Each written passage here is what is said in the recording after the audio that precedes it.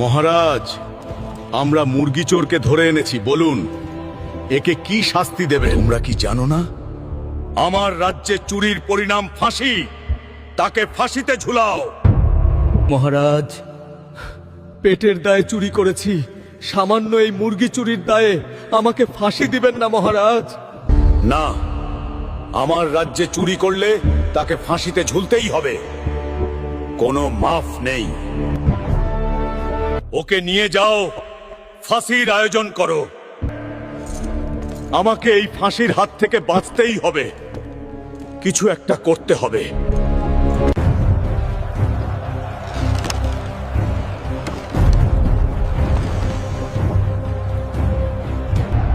বলো, মৃত্যুর আগে তোমার শেষ ইচ্ছা কি?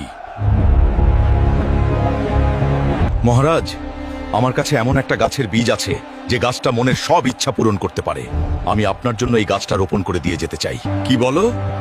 মনের সব ইচ্ছা পূরণ হবে? তাইলে তো ভালো। চারা রোপণ করতে কতদিন লাগবে? কমপক্ষে 7 দিন লাগবে মহারাজ। ঠিক আছে, তাহলে চারা রোপণের পরেই ফাঁসি দেওয়া হবে। বলো, তোমার চারা রোপণ কত দূর? তোমার দেওয়া 7 দিন শেষ। মহারাজ, সবকিছু রেডি, এখন শুধু গাছটি লাগিয়ে দিলেই কাজ শেষ। তাহলে দেরি কিসের? গাছ লাগিয়ে দাও।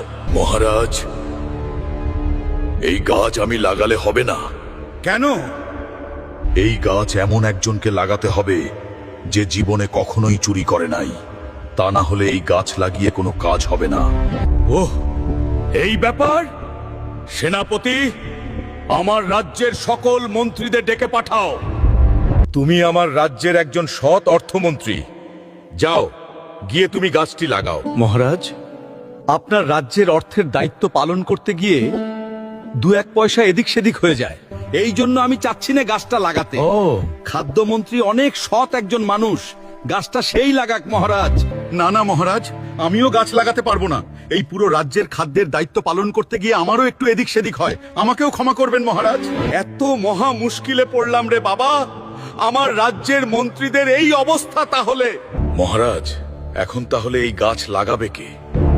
এইখানে এমন কেউ কি নেই যে কখনো চুরি করে নাই?